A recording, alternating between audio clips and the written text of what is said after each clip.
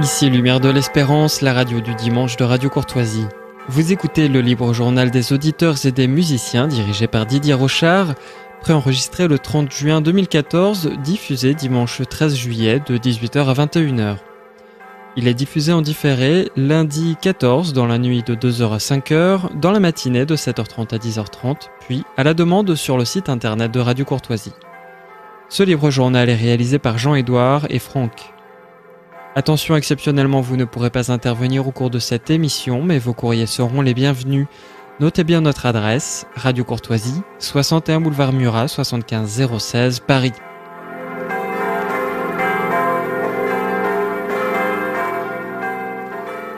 Bonsoir et bienvenue dans le libre journal des auditeurs.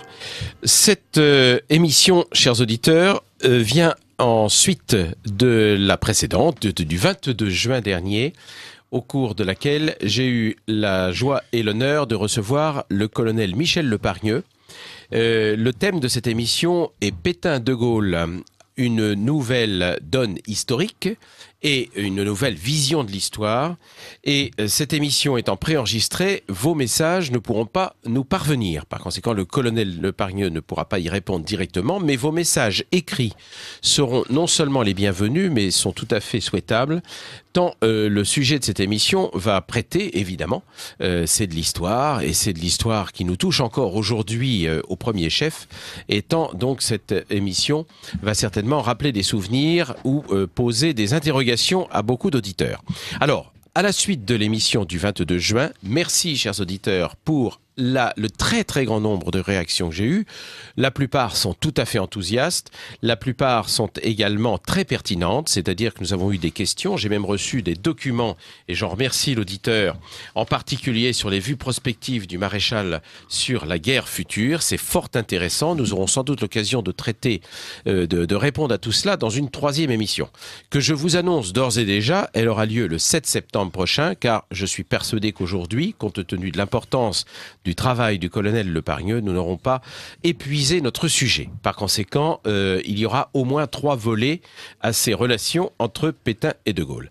Travail d'autant plus important que, comme je le signalais la première fois, le 22 juin dernier, le colonel Lepargneux a fait un travail de recension de livres, de témoignages, de courriers échangés, parfois de lettres simplement envoyées, mais sans réponse d'ailleurs, ce qui est déjà très symptomatique de cette question et de la façon dont on traite encore aujourd'hui cette question. Par conséquent, sachez chers auditeurs qu'on répondra à toutes vos questions. Je conserve ici, j'ai toutes les questions évidemment sous le coude dans mon dossier. Alors, colonel, aujourd'hui nous poursuivons l'histoire, mais peut-être un petit rappel et quelques développements sur les derniers éléments que vous nous aviez apportés la semaine, le 22 juin. Cher Monsieur Guichard, Monsieur Rochard, Didier Rochard. On a parlé d'Olivier Guichard tout à l'heure, on aura peut-être l'occasion. Je le redis, c'est pour moi un grand honneur d'être su par vous, parce que vos émissions sont parmi les meilleures de Radio Courtoisie. C'est très aimable. Et vous connaissez parfaitement votre sujet. Je vous remercie, puis vous avez la gentillesse de me recevoir avec beaucoup d'amabilité. Ça n'est pas souvent le cas, éventuellement ailleurs. Bien. Alors je remercie aussi, je tiens à le remercier encore, tous ceux qui m'ont aidé dans l'édition de tous ces papiers. Ça fait 20 ans que je fais des papiers et qui m'ont aidé. Sans éditions de papier, j'aurais tout oublié, bien entendu. Alors je remercie particulièrement Bernadette, qui, avec une patience d'ange, me permet de m'exprimer. Je demande pardon à mes amis gaullistes, parce que j'ai des amis gaullistes qui vont me dire « Ah ben vous faites une fiction sur De Gaulle ». Non, je ne fais pas de fiction sur De Gaulle, j'ai pas d'aversion particulière, mais les faits historiques sont tels qu'on ne peut pas les passer sous silence. Et ce qui est enseigné dans les manuels de nos enfants et petits-enfants est parfois scandaleux. Donc j'estime que ce qui doit être dit doit être dit. Bien. J'ai omis de me présenter l'autre jour. Didier Rochard m'avait dit « Présentez-vous ». Alors, je suis un petit peu spécialiste des troupes musulmanes. J'ai fait, quand j'étais officier de réserve, la deuxième partie de mon service militaire en Algérie, en 51. Donc, c'est bien avant les événements. Ensuite, j'ai été affecté quelques années après, j'ai été affecté dans un régiment de tirailleurs marocain, au Maroc. Et puis je suis passé au service des affaires indigènes, un service prestigieux, dans l'esprit de l'IOT, et je dois reconnaître que je conserve de cette période quelque chose de tout à fait exceptionnel. Signalons l'Akoumia, association qui est si chère à mon cœur, comme vous le savez. D'ailleurs. Vous êtes quoi, vous? Vice-président. Vice-président, je vous félicite. Puis ensuite, après l'indépendance du Maroc, je suis... Non, mais même, attendez, je perds le fil de mes idées. En fait, quand j'étais au service des affaires indigènes, je suis parti avec le 36e GOUM 8e Tabor dans l'Aurès pour le maintien de l'ordre.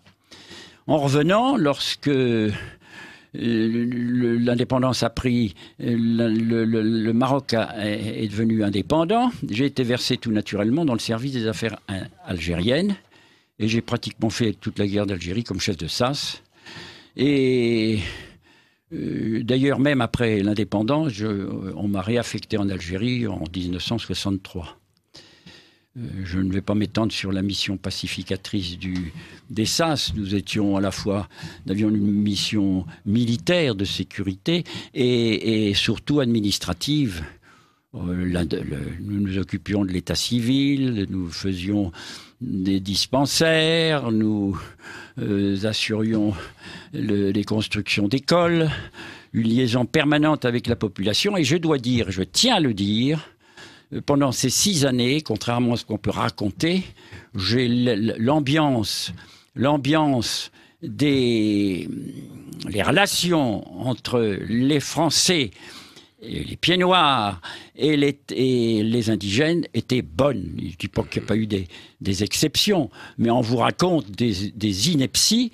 Et si l'Algérie, si les indigènes ont basculé, c'est sous l'effet de la terreur. Il est certain que les gens qui étaient en dehors des postes et qui étaient menacés, qui voyaient les rebelles, la FLN arriver chez eux, etc., sous la menace du couteau, c'était logique, ne pouvaient pas faire autrement que de leur verser le rebol. Bien.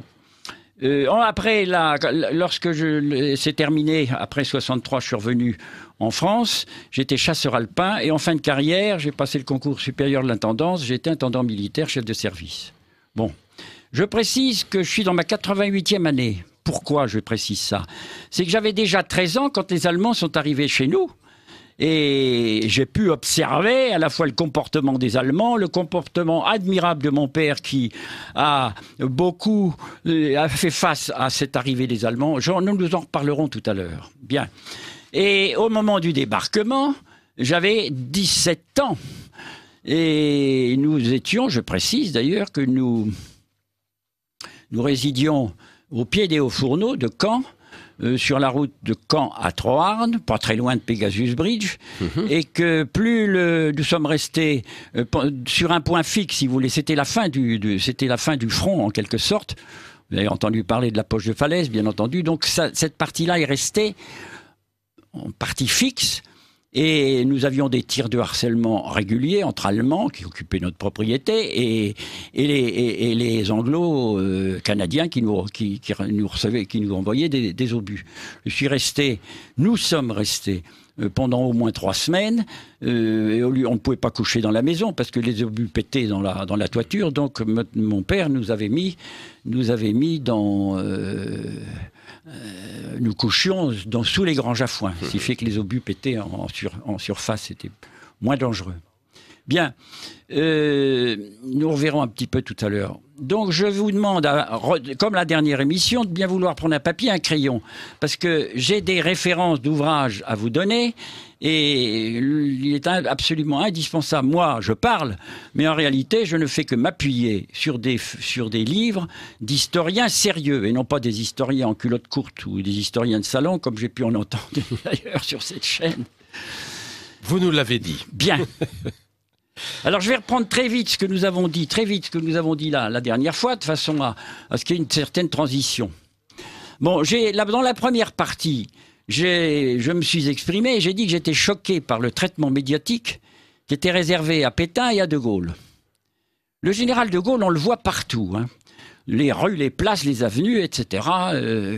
Et aux Invalides, si vous rentrez dans la salle des tickets, vous verrez que De Gaulle, il est mis sur le pied d'égal avec Louis XIV et Napoléon. Il y a 3 cartouches, une citation de Louis XIV, une citation de Napoléon et une citation de Gaulle, mais au même plan, hein.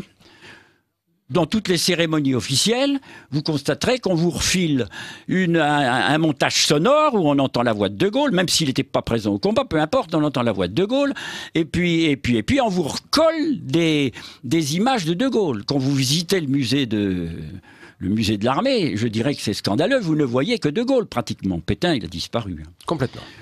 Y compris pour la guerre 14, d'ailleurs. Je comprends, y compris pour la guerre de 14, bien entendu. Alors, je comprends parfaitement ce que m'avait écrit.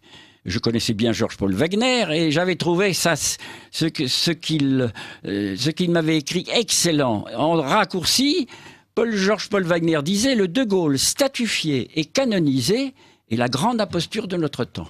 Eh bien, ça, c'est exactement ce qui se passe, d'ailleurs. Alors, je vous parle de Pétain. Ben, Pétain, il a disparu, vous ne le voyez plus. Toutes ces rues ont été débaptisées. Il a disparu du musée de l'armée.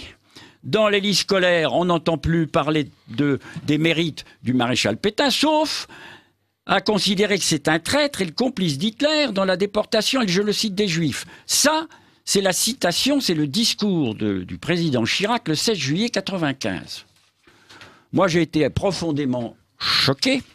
Ce qui fait que j'ai écrit à plusieurs reprises, d'ailleurs, et aussi bien au président Chirac qu'au président Sarkozy, qui avait repris les mêmes errements, je dirais, impensables. Vous vous rendez compte, Pétain, le complice d'Hitler dans la déportation et le génocide des Juifs. Mais il faut le faire, de raconter ça. Alors ça, on va l'expliciter aujourd'hui. On va l'expliciter aujourd'hui, bien entendu. C'est au programme. Alors la tombe, j'avais dit que la tombe de Pétain était régulièrement profanée. On a décroché son portrait à Gaudeville, etc. 70 ans après, on continue à cracher dessus dans des émissions. Moi, j'étais l'autre jour 2 fois de suite à l'école militaire pour une présentation du film qui est paru sur la 5. Mais je trouve ça scandaleux. On fait un montage, on vous colle une image qui est plus ou moins vraie d'ailleurs, parce que on falsifie facilement les choses. Et puis on vous fait des commentaires. Alors sur un fond, comment voulez-vous que le gosse, qui lui est particulièrement impressionné par l'image, comment voulez-vous que le gosse puisse y voir clair là-dedans? C'est pas possible. C'est pour ça qu'il est urgent de remettre les pendules à l'heure, même celle de l'Élysée. Je dois reconnaître d'ailleurs que l'Élysée est relativement correct, parce que quand j'écris, on me répond 1 fois sur 3. C'est déjà pas mal. Mais on n'argumente pas. La proportion est bonne. Oui, absolument, bien évidemment. Bon, alors dans la deuxième partie, je m'étais insurgé contre le fait qu'on présentait De Gaulle comme un héros national, un rassembleur des Français. Moi, je dis, on croit rêver. Alors, là encore, reprenez note. Vous avez un ouvrage qui a été écrit par le colonel Alain Dumarsais, qui n'est pas édité, mais si vous lui écrivez, il vous enverra son travail. Son titre s'appelle « De Gaulle, le plus grand commun diviseur français de tous les temps ».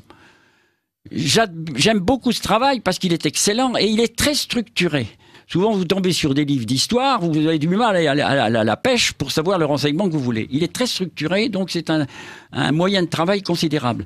Alors, Dumarsais, il est d'accord. Je vous donne son adresse courriel, alain.dumarsais, DUMARCCET, @yahoo.fr. Je dis alain.dumarsais, CET, @yahoo.fr.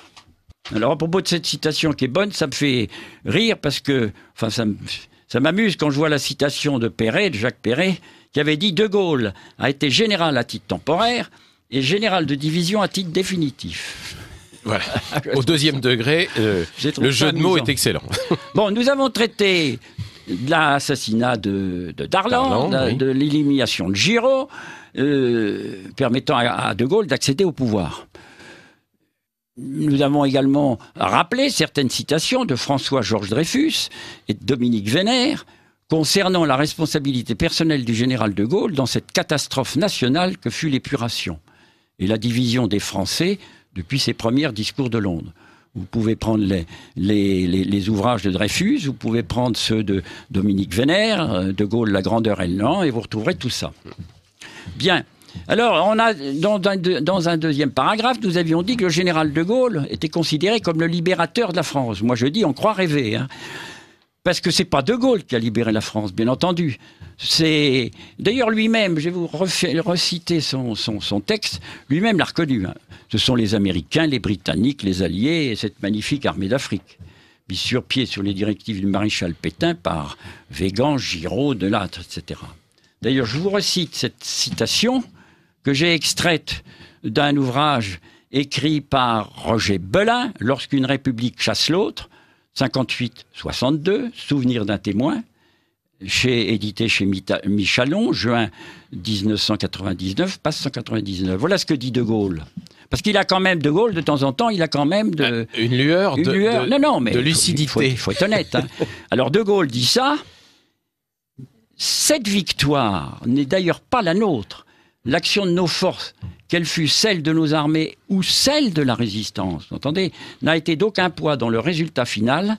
Elle n'a pas modifié d'un jour ou même d'une heure le moment de la capitulation allemande. Naturellement, j'ai dit et affirmé le contraire, car il fallait que la France figurât parmi les puissances victorieuses et fût présente à la table des vainqueurs.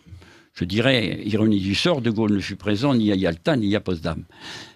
Quand est-ce qu'il a dit ça? Général de Gaulle a dit ça, c'est pas vieux, le 11 avril 1959, lorsqu'il était question de choisir la date de la commémoration de la victoire de 1945. Il a dit ça lors d'un conseil des ministres. Bien.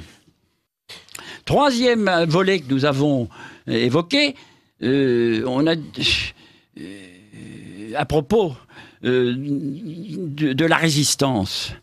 Je dis que ce n'est pas De Gaulle qui a été le premier résistant, mais c'est bien Pétain.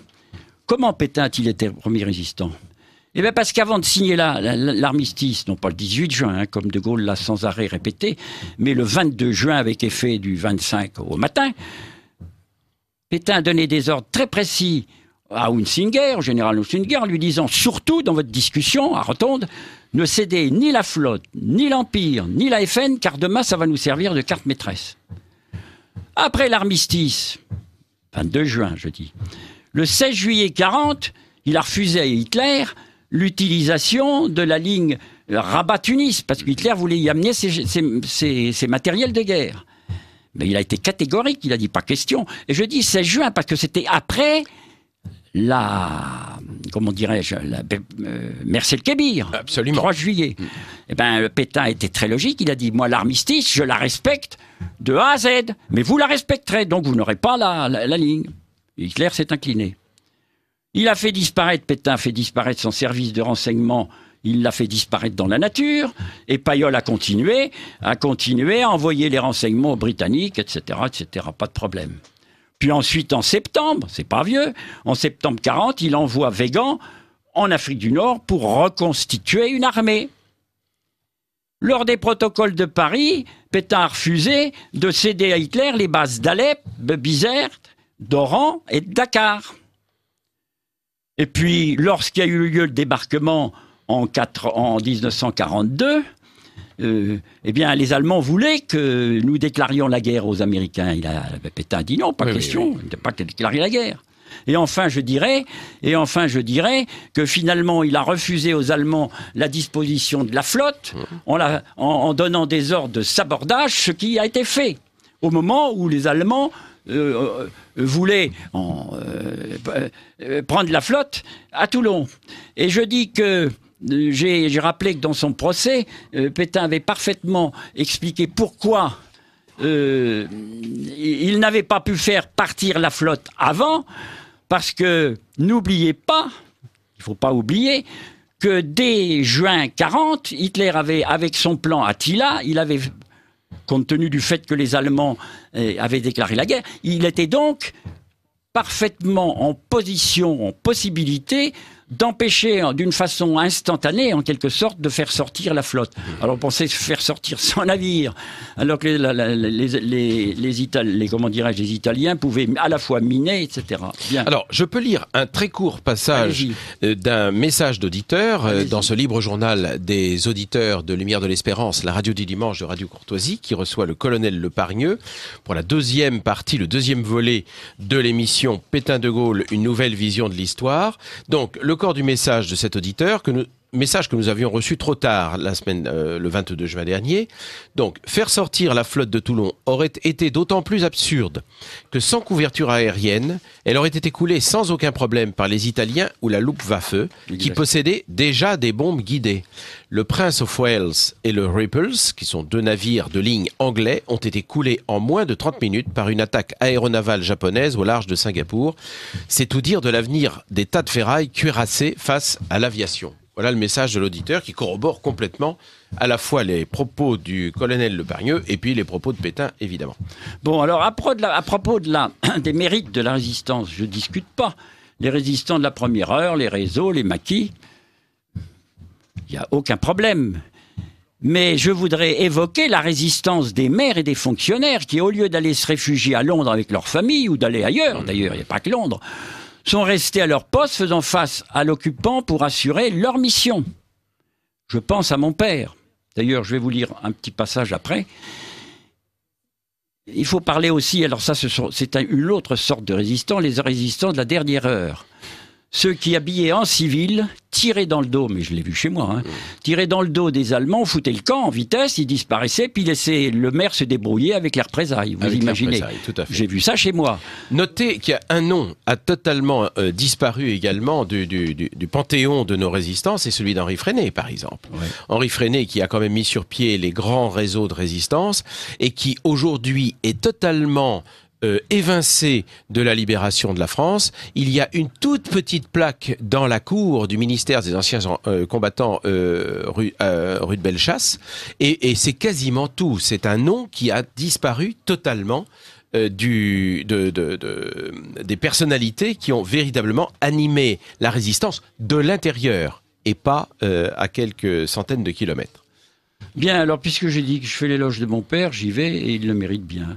Mon père, Jacques Le Pargneux, était ingénieur agronome. Il était surchargé par un tas de fonctions de président, de syndicat, de ceci, de cela, dans le milieu agricole.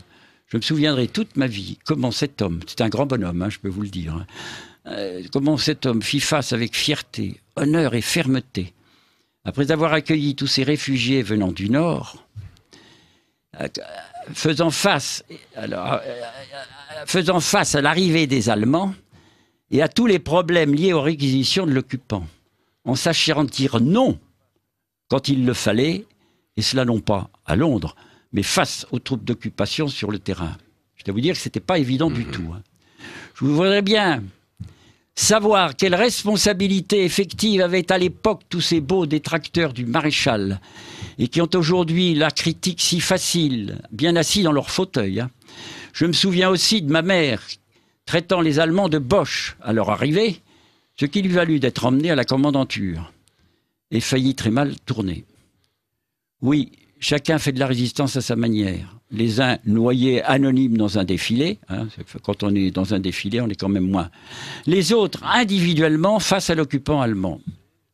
Et pour en revenir à mon père, je le vois encore, comme si cela était hier, courant, assurant l'administration et le ravitaillement à domicile des populations auxquelles les Allemands interdisaient de sortir. Et cela durant les 3 semaines de combat qui suivirent le débarquement du 6 juin. Coincés que nous étions sur un front fixe à l'est de Caen, entre les Allemands et les Anglais.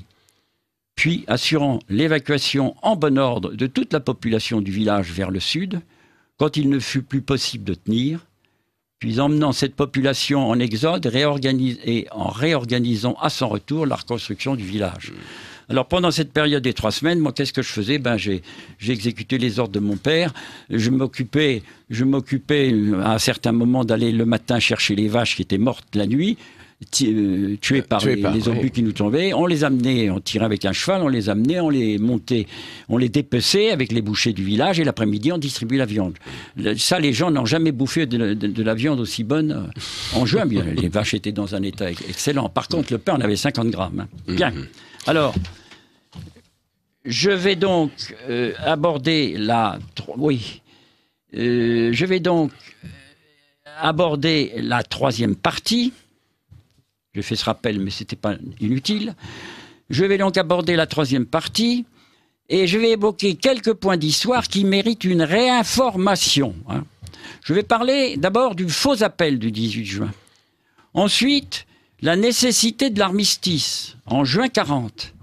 Ensuite, les attaques de Gaulle contre l'Empire français. Ensuite, le statut des Juifs et les rafles. Enfin, l'entrevue de Montoire. Puis les victimes des épurations en France et en Indochine, hein, notamment le magnifique travail fait par le colonel Poët 4 points. Je vais évoquer, Et enfin, je vais traiter la décolonisation bâclée de l'Empire et l'abandon de l'Algérie dans la trahison et le déshonneur. Moi, je ne peux pas ne pas parler de ça. Je l'ai vécu. Donc, vraisemblablement, nous n'aurons pas le temps d'aller plus loin que le statut des Juifs et les rafles. Et on verra ça, le reste, dans la troisième émission. Alors, du 7 septembre prochain, je le reprécise aux auditeurs de ce libre journal des auditeurs de Lumière de l'Espérance, la radio du dimanche de Radio Courtoisie. Alors, allons-y, mon colonel, le faux appel du 18 juin 40. Alors, attendez voir, je mets mes papiers ici. Voilà, il faut... Alors, attendez voir. Repréciser les choses, donc. Attendez voir. Oui, alors au début de cette troisième partie, j'avais fait une réflexion personnelle que je tiens essentiellement à faire. Je dis que je ne comprends pas le général de Gaulle du tout. Il aurait pu continuer le combat en Angleterre, bien entendu. Mais il aurait pu jouer l'équivoque et aider le maréchal qui était placé dans une situation mais épouvantable, terrible. On est allé le chercher à 84 ans pour assumer les conséquences d'une situation, une catastrophe dont il n'était pas responsable. Quand je pense qu'il y a des gens stupides qui pensent que c'est par orgueil que Pétain est revenu au pouvoir. Il faut être cinglé pour inventer des trucs comme ça. Non, mais entre nous... C'est sûr qu'à 84 ans, on peut avoir d'autres préoccupations que de reprendre les rênes de l'État, surtout dans Franco lui avait dit, Monsieur le Maréchal, laissez tomber, n'allez pas là-bas, vous allez perdre de tout votre honneur et tout, ne rejoignez pas. Mais Pétain a considéré que c'était son devoir d'aller là-bas. Hein. Oui. Alors, il l'a accablé dès ses premiers discours de Londres, c'est ce que dit Dominique Vénère. Mais il a causé une division des Français dont nous souffrons encore aujourd'hui. Quand 70 ans après, vous avez des gens qui crachent sur Pétain et qui ont quand même connu... C'est impensable. C'est d'ailleurs le déni de notre histoire qui a été organisé par la propagande gaulliste à ce moment-là. Voilà. Alors, parlons du faux appel. Premièrement, c'est le premier point, le faux appel. Je précise que je suis quand même scandalisé par la mémoire sélective des faits historiques, qui sont présentés d'ailleurs d'une façon généralement contraire à la vérité. C'est pour ça que j'avais, moi, personnellement, écrit à plusieurs reprises au président Chirac et à Nicolas Sarkozy. Je me rappelle que dans ma lettre du 18 avril 2008, à la suite de ma visite de l'historial Charles de Gaulle aux Invalides, d'ailleurs, entre parenthèses, je ne sais pas qu'est-ce qui a payé ça, une partie par les gaullistes, mais une grande partie nous-mêmes, d'ailleurs. Je pense que ce sont nos impôts, oui, bien sûr. Alors voilà ce que je disais dans ma lettre. Voilà ce que je disais dans ma lettre à Sarkozy, le 18 avril. Or, voici que je viens de visiter l'historial de Gaulle. J'ai été stupéfait, car je ne m'attendais pas à un tel matraquage idéologique. En effet, d'entrée de jeu, dans la salle centrale, réservée à la présentation individuelle, sur un écran géant et dans un vacarme épouvantable, apparaît en premier plan un personnage hautain, déclarant d'un ton méprisant, en évoquant cette date du 18 juin. Pétain s'est saisi du pouvoir. Alors quand j'ai vu ça, moi je tiens à vous le dire, Pétain s'est saisi du pouvoir. Qui, que précisons-le, est un faux. parce que Pétain, comment dirais-je, et on est venu le chercher. C'est pas lui qui est venu, on est venu le chercher. Ensuite, sur le même ton, deux voix s'offraient. La voix de la capitulation, celle du gouvernement Pétain, et la mienne. Mais bon Dieu, la capitulation, elle n'a pas eu lieu. Comment se fait-il que De Gaulle le savait, il l'a su sans arrêt? Comment continuer à dire capitulation alors qu'il s'agissait d'un armistice? Eh bien, quand vous envoyez les enfants des écoles devant cet écran, ben, ils sont persuadés, le grand bonhomme et tout, etc. Bien évidemment. Ça, bien c'était sûr. effarant. Ce qui est encore bien entendu faux, puisqu'on sait que Pétain comme Végan ont toujours refusé de signer une capitulation, bien entendu. Je signale d'ailleurs que la capitulation, on s'incline devant les exigences de l'ennemi, et l'armistice, c'est un peu une discussion de marchand de tapis. Tu gardes ça, je prends ça, etc. Sinon, je recommence, etc. Bien. Plus loin, je continue dans cette présentation qui est vraiment choquante. Dans une autre séquence, lors de la Libération, il nous est projeté la descente des Champs-Élysées par le général de Gaulle au milieu de la foule. Mais les auteurs de ce montage, parce qu'on fait tout ce qu'on veut avec un montage, je peux vous le dire, les auteurs de ce montage ont-ils réalisé que quelques jours avant, la même foule avait acclamé Pétain, qui est arrivé et qui est venu à la fois en avril et en mai à Nancy et à Paris, c'est dans un enthousiasme formidable, oui, et contre la volonté d'Hitler.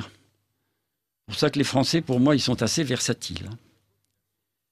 Alors, je me demande à mes auditeurs de prendre leur papier et de noter tout de suite ce dont j'avais parlé la première fois, la référence du journal des historiens de Philippe Conrad, du 24 juin 2010, dans lequel Dominique Vénère décrit le comportement assez curieux et ambigu de Gaulle lors des journées du 17 et 18 juin. Oui, notez bien, journal des historiens de Philippe Conrad, du 24 juin 2010. 10, c'est ça. Voilà. J'avais écrit d'ailleurs à Dreyfus, à Conrad, à Vénère. J'aurais dit, l'émission que je viens d'entendre est scandaleuse, etc. Ils ont rectifié. Heureusement, ils ont rectifié, ils ont remis les pendules à l'heure. En effet, alors, c'est ce que fait d'ailleurs Dominique Vénère. Dominique Vénère reconnaît à De Gaulle une certaine audace dans cette aventure. Il est certain que prendre cette position et partir, comment dirais-je, en Angleterre, c'était pas tout à fait classique.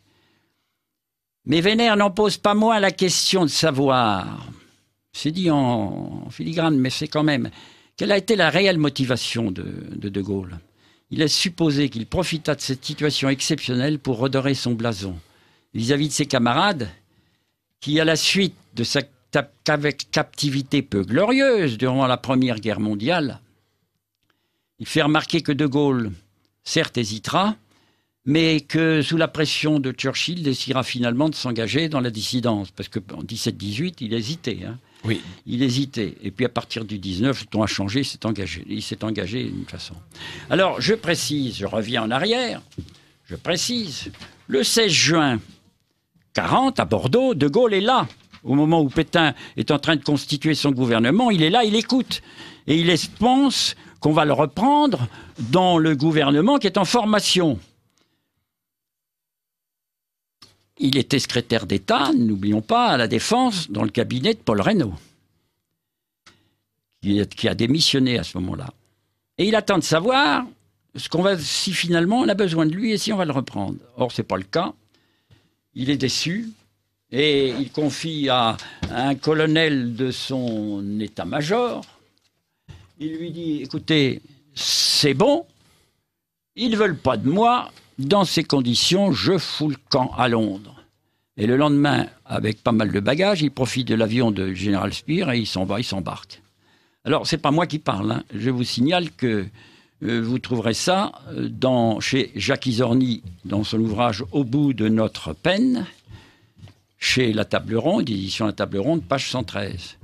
C'est repris par Bernard Destremo dans son Végan, chez Perrin, page 548. C'est repris par Henri Amouroux dans son 18 juin, édition Fayard, page 78. Et c'est repris par Jean-Raymond Tournoux dans Secret 2, chez Plomb, page 442.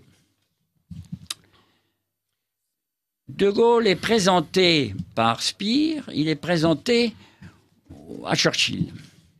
Et Churchill, il est très content, parce qu'il se dit, tiens, voilà un officier français, je vais pouvoir récupérer un officier français, parce qu'il ne faut pas oublier que Churchill avait souhaité que le gouvernement français vienne rejoindre Bordeaux.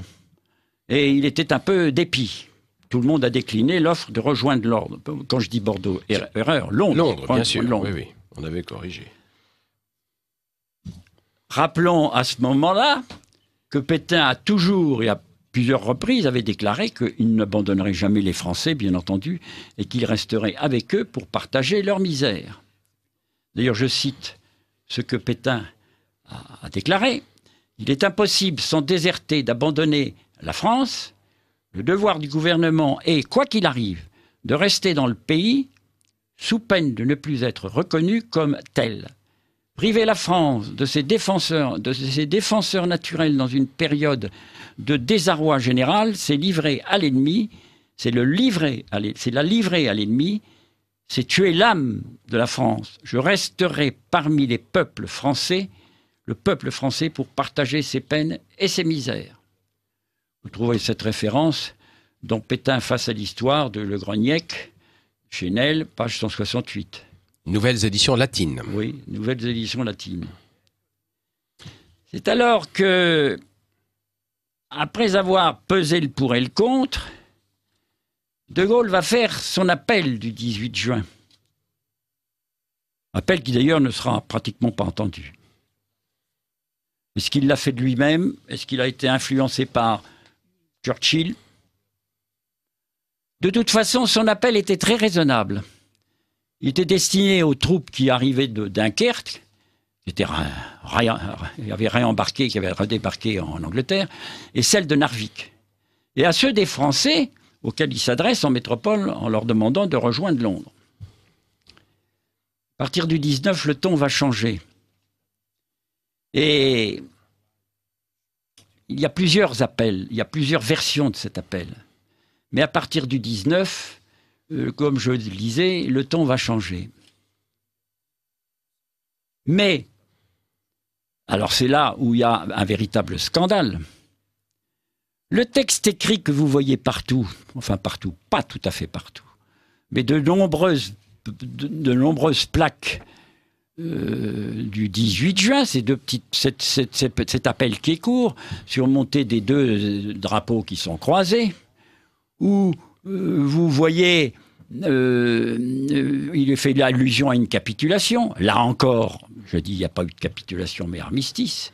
Ce texte a été écrit fin juillet, même s'il a cogité dans la tête de Gaulle au 18 juin, je veux bien, mais il a été écrit, et c'est ça qui m'intéresse, en juillet, et il a été affiché à Londres le 5 août 40. Alors, en bas de ce texte, il est marqué la signature, enfin, il est mentionné la signature de Gaulle au 4 Square Garden. D'accord, je ne dis rien.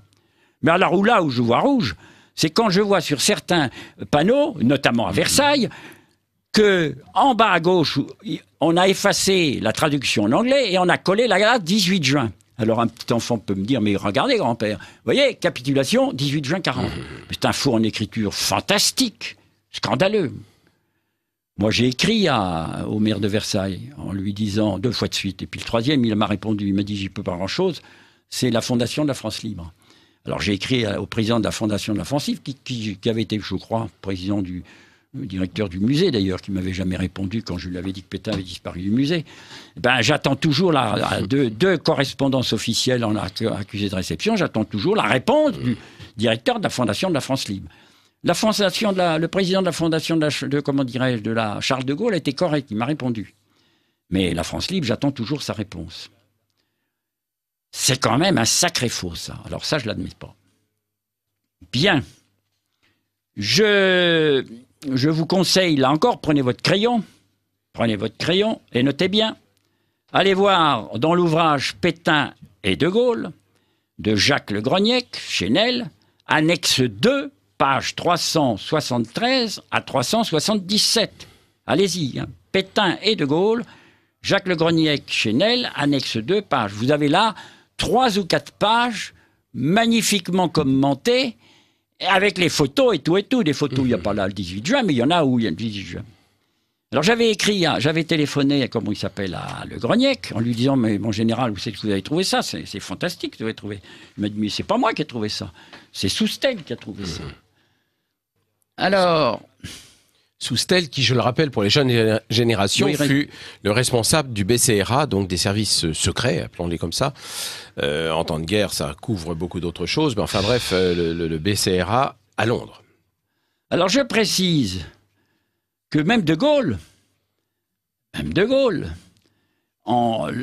23 juillet 1955, avait écrit à Olivier Guichard, et il lui avait dit, à propos de ce faux appel, qu'il surnommait la fichette. De Gaulle disait qu'il s'agissait de la fichette. La fichette, oui. Et il a dit à Olivier Guichard, si l'on donne pour l'appel du 18 juin une allocution ultérieure, je ne l'admets pas davantage. Ben moi je me demande, j'attends que ces gaullistes, soi-disant purs et durs, me démontrent que c'était l'appel du général de Gaulle. Alors permettez-moi, puisque vous parlez d'Olivier Guichard, mon colonel, permettez-moi de citer une anecdote qui répond à des messages que nous avions reçus hors émission le 22 juin, et sur les relations, alors j'anticipe un petit peu, mais sur les relations de Gaulle et des communistes. Un message en particulier qui nous demandait quelle était la nature des relations que De Gaulle avait établies avec les communistes.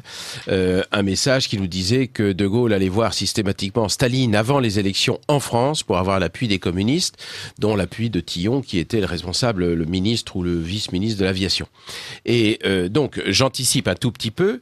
J'ai eu l'occasion de parler avec Olivier Guichard, alors que j'étais encore tout jeune, responsable d'une corpo de lycéens, enfin, etc. Et je m'étonnais de l'attitude, si je puis dire, de Guichard, alors qu'il était ministre de l'Éducation nationale.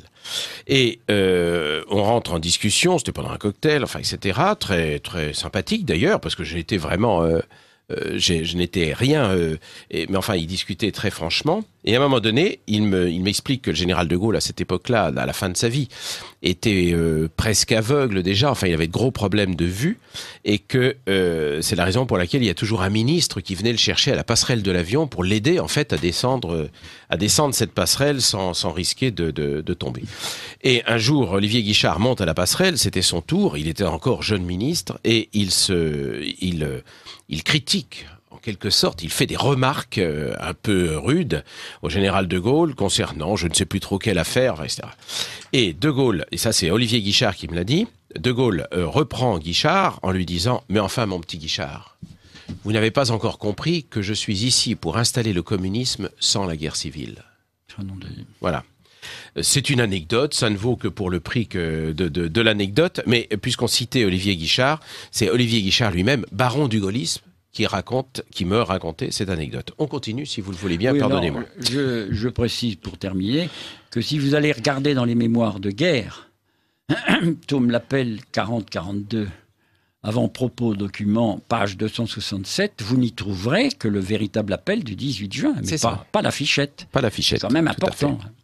Bien, la deuxième partie de notre aujourd'hui va être consacrée à l'armistice de juin 40. L'armistice de juin 40, il n'y a pas de doute, était indispensable. Mais De Gaulle, tant qu'il a pu, a essayé d'asseoir sa légitimité en disant que l'armistice, il ne fallait pas la signer, on pouvait continuer le combat. C'est comme ça qu'il a assis sa légitimité, mais pas autrement. Il faut reconnaître que nous étions dans une situation épouvantable. Je disais l'autre jour, on était cul par-dessus tête. Absolument. Les troupes, à part des résistances dans le nord, dans l'est, et puis du côté dans les Alpes, nos troupes étaient complètement en débandade. C'est terrible, mais c'est comme ça. Après avoir vaillamment combattu, il faut le dire quand même, sans moyens, etc. Mais 100 000 morts quasiment en une semaine, ça prouve l'âpreté des combats. C'est exact, vous avez raison. Voilà, vous avez raison. Dire. Alors je précise que le 16 juin, c'est-à-dire avant avant que Pétain ne prenne la parole le 17 juin en disant qu'il va falloir songer à arrêter le combat. Mais là encore, ça a été mal interprété. Il n'a pas dit arrêter le combat tout de suite. Il a dit il va falloir qu'on négocie, enfin qu'on arrête le combat. J'ai pas la phrase exacte, mais elle est facile à retrouver. Les gens ont interprété ça, hop, on dépose le fusil. C'était pas, il y a des gens qui ont continué à se battre, bien entendu. En effet, le 16 juin 40, les Allemands ont atteint Dijon. Entre le 20 et le 23, ils vont être à Lyon, Valence, Grenoble, Saint-Étienne, Vichy, Bourges, Poitiers, Royan, Angoulême et Bordeaux. Je vois pas comment on peut continuer le combat dans ces conditions avec 100 divisions allemandes. C'est folie. Malgré la résistance héroïque de plusieurs endroits, comme je l'ai dit, c'est une véritable débâcle. Des millions de civils qui sont dans les rues, sur les routes. Enfin, qui viennent du Nord, comment dirais-je, nos infrastructures sont mitraillées, bombardées par la louve. C'est vraiment une destruction épouvantable.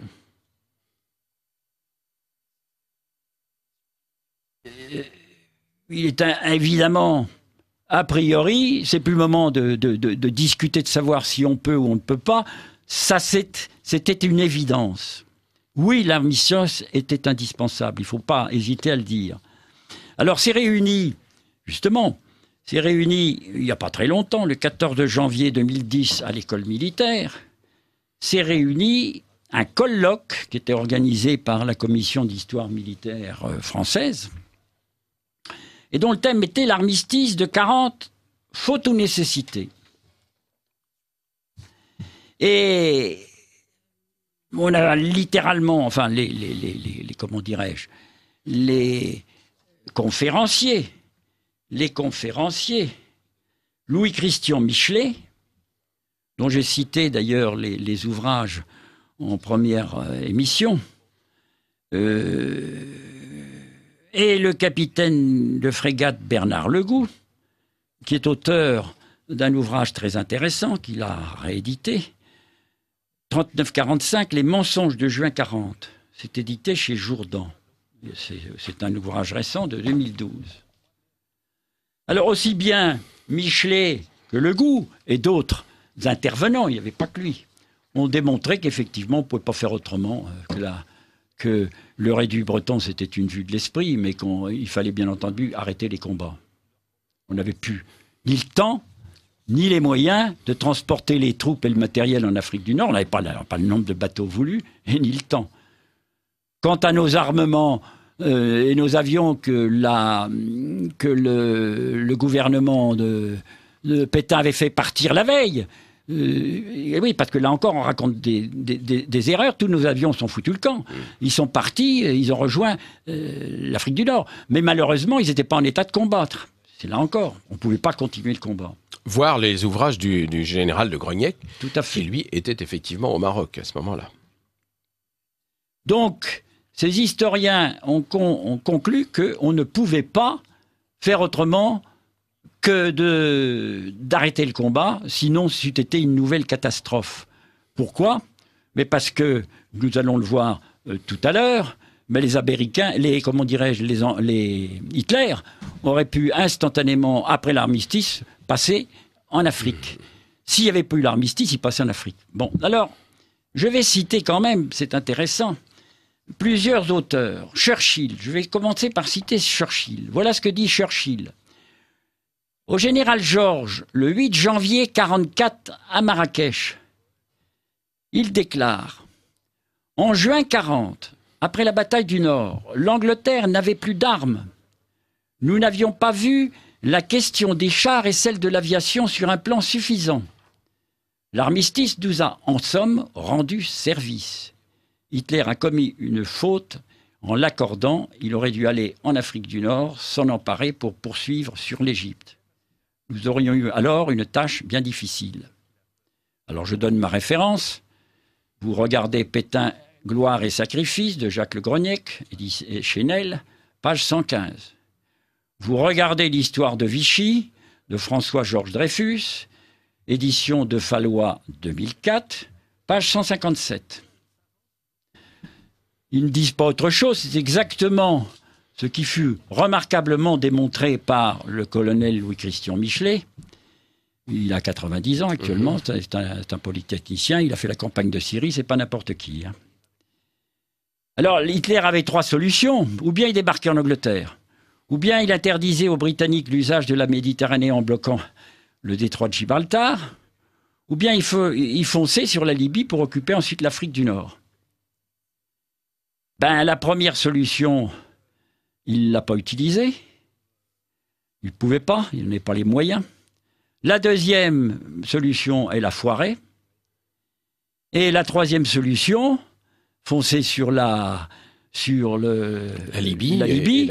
Il l'a faite, mais, attendez bien voir, il l'a faite avec 7 mois de retard. Ce qui fait que pendant ce temps, les Anglais ont eu le temps d'amener leur matériel, etc., pour s'opposer à Rommel.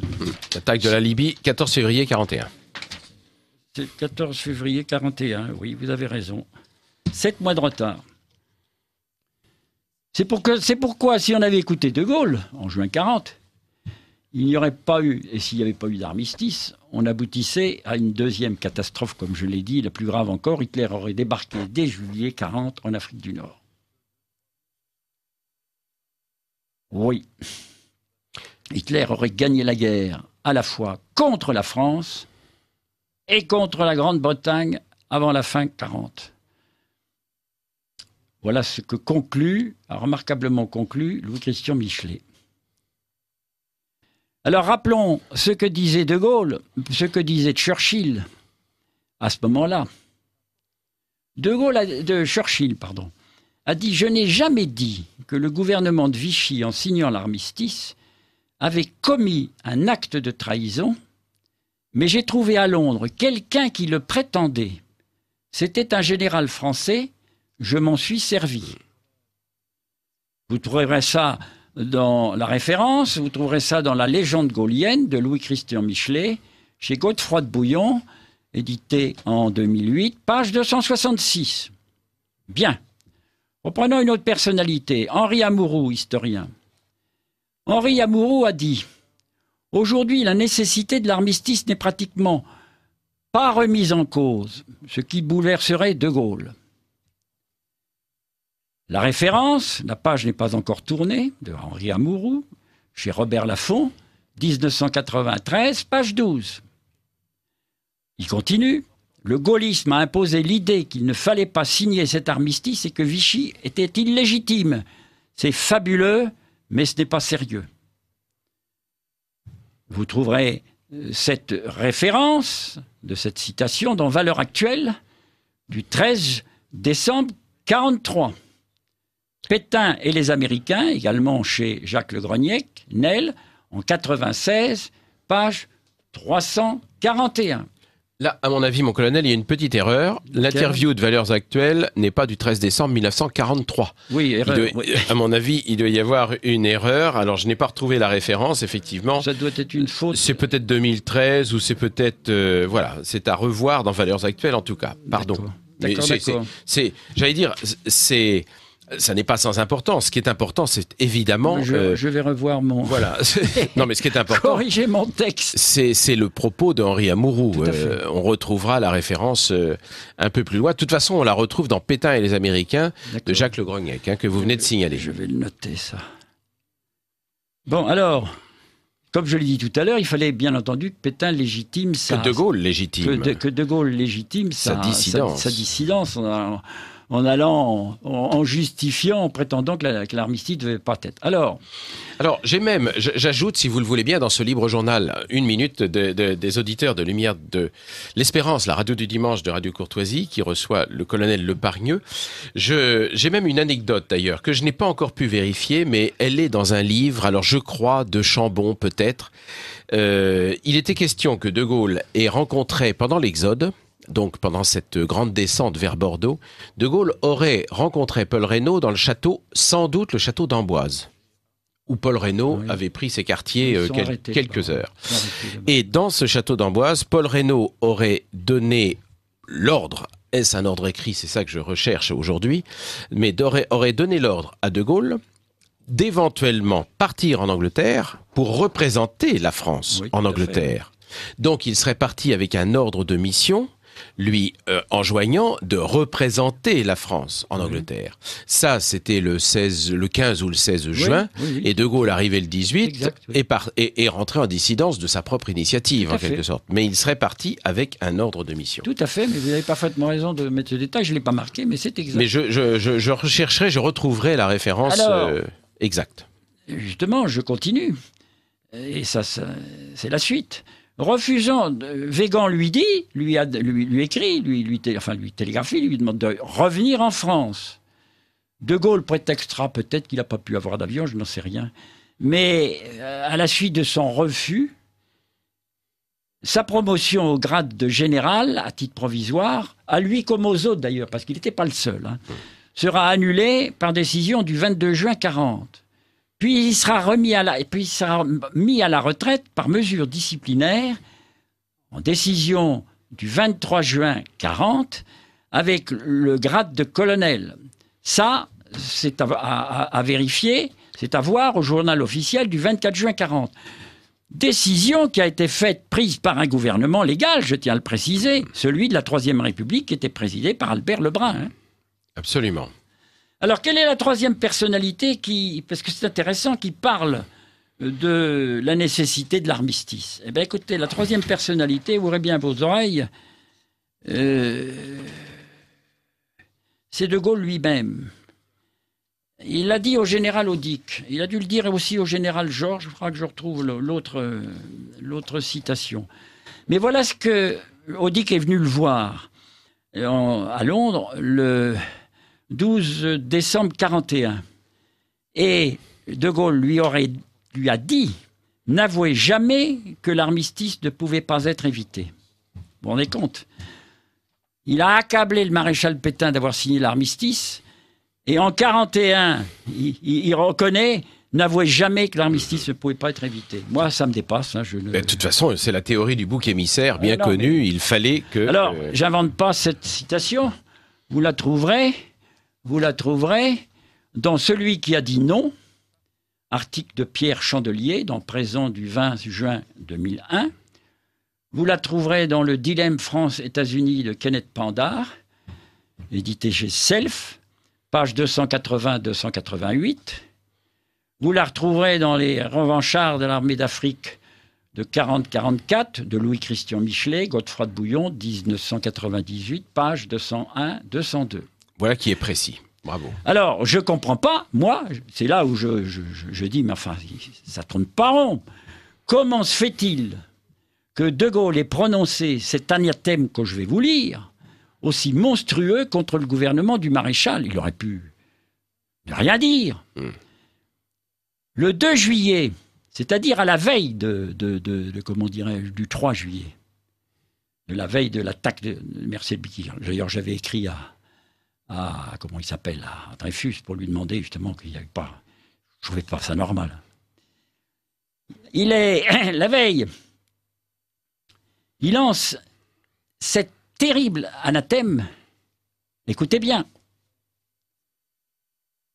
Et je dis le 2 juillet, on était loin de l'armistice. Il savait que c'était un armistice. Je ne comprends pas. Il y a aujourd'hui 9 jours que le gouvernement qui fut à Bordeaux a signé la capitulation, vous vous rendez compte, par l'Allemagne. Jeanne d'Arc, Richelieu, Louis XIV, Carnot, Napoléon, Gambetta, Clémenceau, Foch auraient-ils jamais consenti à livrer toutes les armes de la France à ses ennemis pour qu'ils puissent s'en servir contre ses alliés? Duquesne, Turville, Suffren, Courbet, Guépret auraient-ils jamais consenti à mettre à la discrétion de l'ennemi une flotte française intacte? Moi, j'en suis baba, parce que la flotte, elle est foutue le camp. Elle est foutue le camp. Il n'y a pas eu un navire qui était mis dans les mains des Allemands. Alors, elle est partie en Angleterre, elle est partie sur la côte, sur la chose. La référence, ben, vous le verrez, vous pouvez avoir Le Prince des Faussaires, un message historique. Un mensonge historique. Un mensonge historique. Et meurtrier. Et meurtrier de Pierre Catin dans la lettre de Veritas, numéro 42, avril 2000. Le mensonge est sans excuse, je prétends, parce que De Gaulle connaissait l'ordre qui a été renouvelé le 22 juin et qui avait été donné par l'amirauté française à tous les commandants de navires. Voilà quel était cet ordre. Aucun bâtiment de combat ne doit tomber aux mains de l'ennemi. La ligne de repli de tout bâtiment est l'Afrique du Nord. Tout bâtiment français ne pouvant facilement l'atteindre et risquant de tomber aux mains de l'ennemi doit se saborder. C'est clair et net. Hein. Alors vous trouverez cet ordre-là dans 60 jours qui ébranlèrent l'Occident de Jacques-Benoît Méchain, édition Robert Laffont, page 156. Dans Lettres de vérité, dans Lettres de Veritas, la même chose, le numéro 42 d'avril 2000. D'ailleurs, je précise que De Gaulle avait rencontré l'amiral Laborde à Brest dès le 15 juin, à ce sujet. Et qu'il était donc parfaitement au courant. C'est un effroyable mensonge que cet anathème du dès juillet 40, à tel point qu'il finalement il le fera supprimer plus tard de ses mémoires. Il figurait dans une certaine édition, puis à la fin il a été les mémoires de guerre, tome 1, édition plan, en 54 ça a disparu. Oui, grâce à cet armistice, je précise que l'épouvantable débâcle, les mitraillages, les bombardements allemands seront stoppés. Une partie de nos troupes échapperont à l'emprisonnement en Allemagne. Nous conserverons alors une partie de notre territoire national, c'est-à-dire la zone libre, où pourront se réfugier de nombreux juifs sans y être contraints de porter l'étoile. Nous conserverons aussi une partie de nos troupes, l'armée d'armistice, une partie de notre armement, toutes nos flottes de guerre, nos avions, l'Empire et l'Afrique du Nord, où dès 40, sans plus atteindre et sur ordre du maréchal Pétain, d'abord Noguès, puis ensuite les généraux Weygand, Juin et Giraud reconstitueront progressivement la barbe des Allemands, l'armée de la revanche. Voilà. Bien. Je passe au troisième paragraphe de cette partie. De Gaulle contre l'Empire français. Ça va être bref d'ailleurs. Mais je pose la question, étant donné que Pétain avait sauvé l'Empire et toutes nos possessions, pourquoi aller inciter les Britanniques à déclarer la guerre? Alors ça a été l'affaire de Dakar, qui a été d'ailleurs un four pour De Gaulle, qui a failli plus ou moins se suicider, je crois, après, j'en sais rien. Oui, avec Thierry d'Argentlieu qui avait débarqué, qui a été très légèrement Alors tout ça, ça a coûté des morts. blessé. Attendez, hein. Oui, absolument. Dakar, c'était du 23-25 septembre 40. Ensuite, il y a eu le Gabon en novembre 40. Ensuite, il y a eu la Syrie. Il a poussé les Anglais, mais c'est en 41, que de morts. Alors que je dis que Pétain avait, a priori, sauvé ce qu'il avait pu sauver en vue de la revanche. Roger Hollande, d'ailleurs, a intitulé un de ses livres « L'homme qui faisait se battre les Français entre eux ». Et effectivement, en Syrie, en 41, les Français se sont battus entre eux, puisque l'armée française, avec des éléments français qui étaient dans l'armée anglaise, ont fait le coup de feu. Nous avons encore à peu près une demi-heure. Alors, il faut faire vite. Bien, alors je vais terminer, je continue par deux points délicats, le statut des Juifs et des rafles. Et les rafles. Il n'est pas question d'éluder ces deux sujets, parce que à chaque fois que je rencontre les gens, Pétain, il a livré les Juifs, patati, etc., Pétain a livré les Juifs. Alors je dis doucement, doucement, il s'agirait quand même de voir un peu plus près. Donc, je veux m'insurger contre cette façon haineuse et mensongère dans les émissions télévisées que nous supportons encore aujourd'hui. Pour nous, les anciens, évidemment, on connaît l'affaire, donc c'est beaucoup moins grave. Mais pour les jeunes, ils sont persuadés de ce qu'on leur raconte. Alors, Pétain Hitler, est devenu maintenant Pétain Auschwitz. Et comme l'a fait remarquer, remarquablement, Jean-Marc Varro dans son procès Pétain 45-95. C'est récent. Le vent a tourné dans ce sens-là. Aux éditions Perrin, le livre de Jean-Marc Varro. Oui, aux éditions Perrin, c'est exact, vous avez raison. Et puis au jour d'aujourd'hui, dans les gares, partout, vous voyez des stèles où on marque la responsabilité du maréchal Pétain, enfin le chef des gouvernements de l'époque, d'avoir livré les X millions de... Bon, c'est aberrant de voir ça, aberrant. Ce qui me choque, c'est que des gens de cet âge-là, avec une haine, je me rends compte dans les émissions, dénature totalement l'histoire. Et alors, quand vous voyez une image, vous dites finalement, oui, c'est un peu vrai, etc. Et finalement, on arrive à fausser complètement la conscience des gens. Alors, je vous l'avais dit, je l'ai déjà plusieurs fois répété, mais je le répète. La déclaration de Chirac à propos de la commémoration de la rafle du Veldiv est absolument scandaleuse. Jamais Pétain n'a livré de juifs aux Allemands. Ils oublient comment dirais-je, de savoir que les Allemands avaient pouvoir de réquisitionner, ça faisait partie des conventions de l'armistice qui étaient gérées par la Convention de La Haye, les Allemands avaient pouvoir de réquisitionner notre police. D'ailleurs, quand vous voyez certaines images de l'époque, vous verrez que finalement, la police française qui participait, elle était plutôt présente qu'elle ne se bousculait pas. Pas du tout, justement. Quand vous voyez la plupart, effectivement, ont fait en sorte même de prévenir un certain nombre de familles, de façon à ce qu'elles disparaissent juste avant la rafle. Je marque à propos du statut des Juifs. Je dis ceci, si beaucoup d'historiens ont considéré le statut des Juifs, à juste titre d'ailleurs, comme inique et injuste, il faut savoir qu'il fut réalisé dans un climat d'antisémitisme quasi général de la part de presque tous les Français. Réaction qui s'expliquait en raison qu'à cette époque, avant la guerre, une certaine catégorie de la communauté juive occupait une position dominante dans tous les postes. Joseph Barthélemy, ministre de la Justice en 1941 à 1943, désapprouva la sévérité de cette législation anti-juive, comme du reste le maréchal Pétain lui-même. Barthélemy, qui était étranger à tous ces fanatismes, écrira, et je cite, c'est pas moi qui écris, je cite, « Au moment où la guerre a éclaté, les Juifs tenaient en France une place exagérée. On les trouvait si nombreux à tous les postes de commande qu'ils avaient l'air d'une race gouvernante installée au milieu d'une population autochtone et inférieure. Voyez la propagande au ministère des Affaires étrangères. Un juif en était le chef. À la tête de chaque branche, sans exception, trônait un juif. Imprimerie, cinéma, sciences, etc. Il y a une question de mesure. La mesure était dépassée. Certains de mes amis juifs en étaient eux-mêmes inquiets. » Vous trouverez ça, cette citation, dans Pétain, gloire et sacrifice de Jacques Le Groniec, édition Neil, 91, pages 150 à 151. Vous trouverez, alors je dirais que ce sentiment d'antisémitisme a été exprimé de façon différente par Robert Harron dans son Histoire de Vichy, page 228.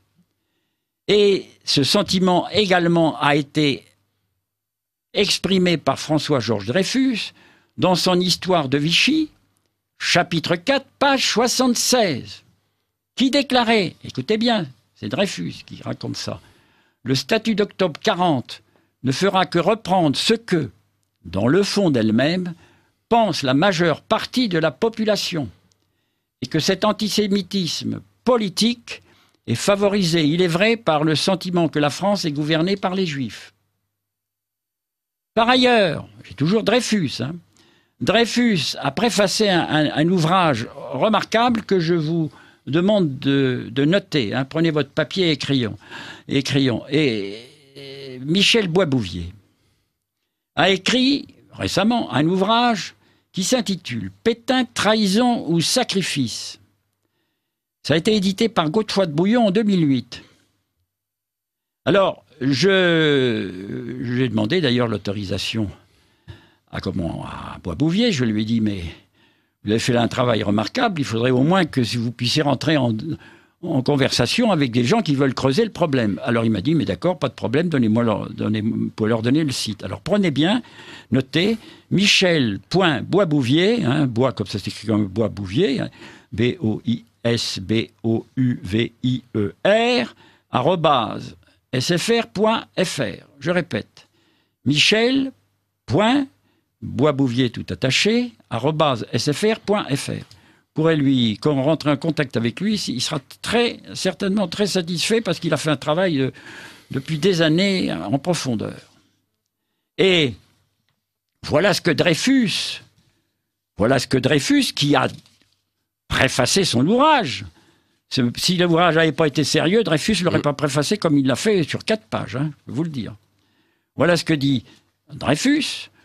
On oublie un peu trop facilement que ce qui est incontestablement, ce qui va incontestablement jouer un rôle dans la politique de Vichy, antisémitisme, anticommunisme, antiparlementarisme, est déjà en place le 15 juin 40.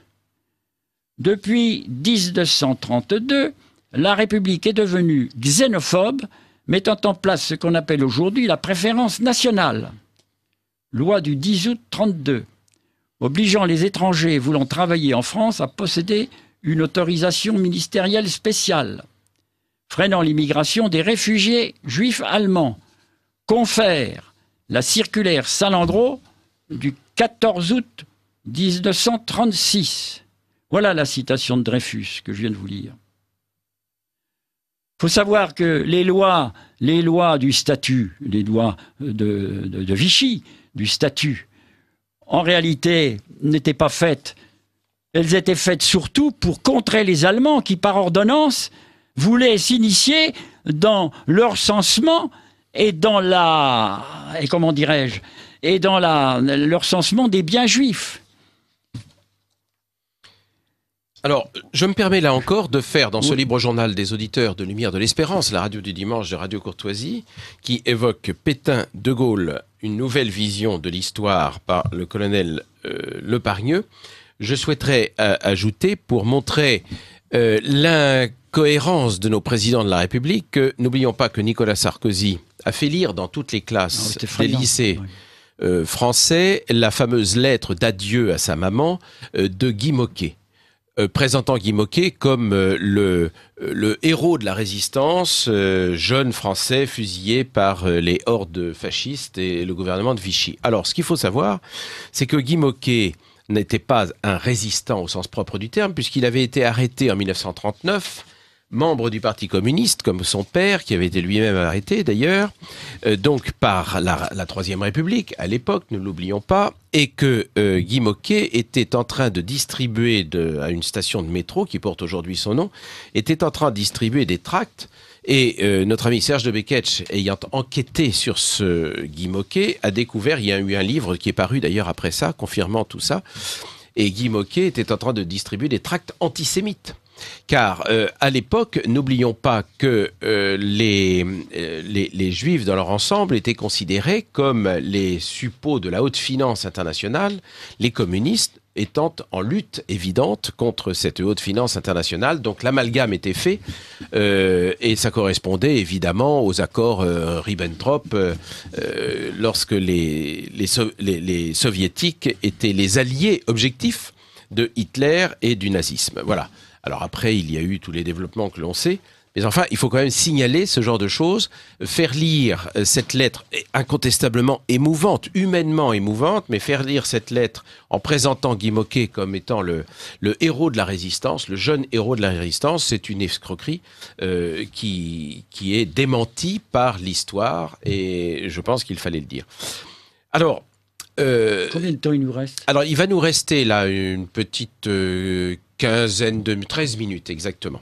Alors, poursuivons si vous le voulez bien, et puis on redonnera un certain nombre d'indications, mais je pense qu'il faut avancer, mon colonel, si vous le voulez bien. Oui, d'accord.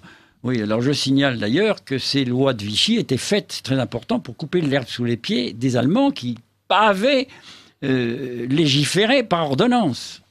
Et si fait que, finalement, à la fin de la guerre, on a réussi à redonner aux Juifs les biens qui avaient été recensés. Il ne faut pas l'oublier. D'ailleurs, il n'y avait pas que... Oui, je vais être obligé d'aller très vite. Alors, je veux simplement citer, à la place de tous ces détracteurs, je vais citer quelques personnalités. Je cite d'abord Annie Kriegel. Annie Kriegel, historienne juive, qui, dans ce que j'ai pu comprendre aux éditions Lafon en 91, et dans Valeurs actuelles du 25 mars 91, page 59, rend hommage au maréchal Pétain. Et voilà ce qu'elle dit. « Dussé-je me tenir moi-même pour insensé, je me demande parfois si, contrairement à l'idée commune, la part de sacrifice dans la politique et la conduite du maréchal Pétain n'ont pas eu des effets plus certains et positifs sur le statut des Juifs que sur le destin de la France. » Elle continue, elle dit « Jamais l'étoile jaune n'a été portée en zone sud. » Pas plus qu'en Algérie. Pas plus qu'en Algérie, vous avez raison. Bon, vous avez Roll Hilberg, qui est un historien juif allemand. Roll Hilberg reconnaît dans La destruction des Juifs d'Europe, d'ailleurs Dreyfus m'a confirmé ces chiffres, il connaît et reconnaît que 90% des 730 000 Juifs résidant en France et en Afrique du Nord échappèrent à la barbarie nazie grâce à l'action positive du gouvernement de Vichy et à l'aide des Français métropolitains. Et il compare ce chiffre aux 6% de survivants juifs dans les autres pays d'Europe. Vous vous rendez compte l'écart? Et il dit, en renonçant à épargner une fraction, on sauva la majorité.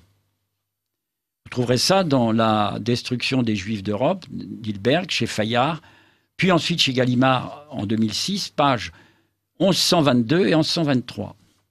Bon, vous avez une autre personnalité, Simone Veil.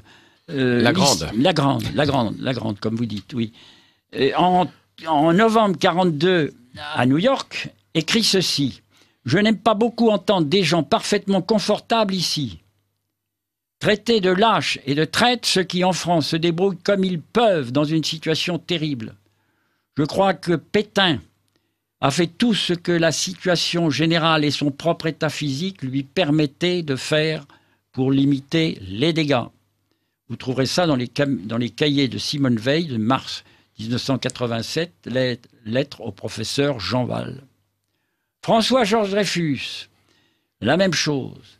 Alors, il m'a confirmé les chiffres de Roll Hilberg.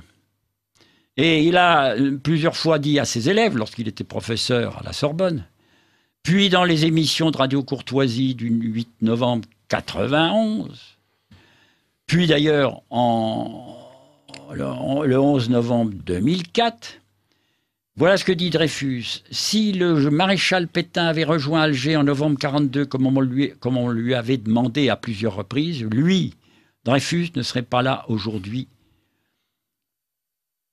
Et il précisait même d'ailleurs qu'il avait été protégé par les fonctionnaires de Vichy. Vous trouverez ça dans Pétain face à l'histoire de Jacques Le Groniec, Chenel en 2000, page 202.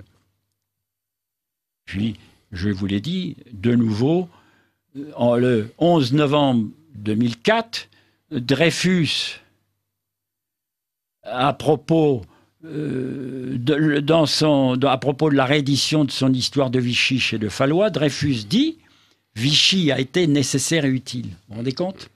C'est clair, Vichy a été nécessaire et utile. Montrant par là qu'en restant en France, après l'invasion de la zone libre par les Allemands, ainsi qu'il l'avait promis en 1940, quoi qu'il arrivât, au lieu, le maréchal avait sauvé beaucoup de vies humaines. Il le redira dans sa dernière émission de Radio Courtoisie le 1er août 2011. Oui. Bon, Moshe Katsav, qui a été président d'Israël en 2004, quand il revient lors d'une visite en France, il reconnaît l'honnêteté, avec honnêteté d'ailleurs, que la France de Pétain avait sauvé le plus de juifs pendant la guerre. Vous pourrez voir ça dans la Voix du Jura du 27 mai 2004. Notons que cette visite en février 2004 était une visite d'État. Par conséquent, ce sont des propos qui ont un caractère vraiment officiel. Tout à fait. Ça n'est pas une discussion sur le bord d'une table. Léon Poliakov, dans son Bréviaire de la haine, édition Calment-Lévy, 1974, pages 196 et 201. Voilà ce que dit l'historien juif Léon Poliakov. Il qualifie les juifs français de privilégiés. Vous vous rendez compte? Et il dit, du sort relativement plus clément des juifs de France, Vichy fut en fait le facteur prépondérant. Tout d'abord par l'existence même de la zone libre, dans laquelle, dès l'invasion de 1940, juifs français, hollandais ou belges, s'étaient réfugiés par milliers. Alain Michel, rabbin, qui est à, comment s'appelle, être Vachem, là, en Israël. Alain Michel, en citant notamment Paul Yakov et Hilberg, dans son introduction de son ouvrage Vichy et la Shoah, enquête sur le paradoxe français, édition CLD 2012, page 113. Page 13. Page 13. Ce monsieur est rabbin, docteur en histoire, et il fut en poste à Yad Vashem. Il ne conclut pas autrement que de reconnaître que le maréchal Pétain a eu un rôle très positif dans le salut des Juifs et le salut de la France. D'ailleurs, j'avais noté que l'ambassadeur Chambon, c'est intéressant, l'ambassadeur Chambon, ancien délégué national de la Résistance et ancien déporté à Buchenwald, fit remarquer que les dirigeants des communautés juives organisées en conseil sur injonction des Allemands devaient communiquer eux-mêmes à ces derniers la liste des Juifs vivant dans leur localité avec l'inventaire de leurs biens. Ce n'étaient pas les Français qui faisaient ça, les Juifs eux-mêmes faisaient ça, afin de faciliter la tâche des bourreaux. Vous trouverez ça dans Le crime absolu de Roger Manvel et Heinrich Frankel, édition Stock, 1966. Bon, où en est-on? C'est d'ailleurs de cette façon que Barbie, agent de la Gestapo comme on sait, enfin officier de la Gestapo à Lyon, après l'invasion de la zone libre, que Barbie a pu, si on peut dire, rafler les enfants d'Isieux. Oui. Car, comme il l'avait dit à son procès, et ici Maître Vergès l'avait déclaré lui-même dans ce studio, il dit, vous imaginez bien que Barbie n'a pas fait toutes les colonies de vacances des Monts du Lyonnais pour retrouver ses enfants. Il y est allé sur un ordre de réquisition qui lui a été signé par sa hiérarchie, en l'occurrence le général Auberg. Sachez que le général Auberg, lui, a été gracié par le général de Gaulle et il est mort dans son lit.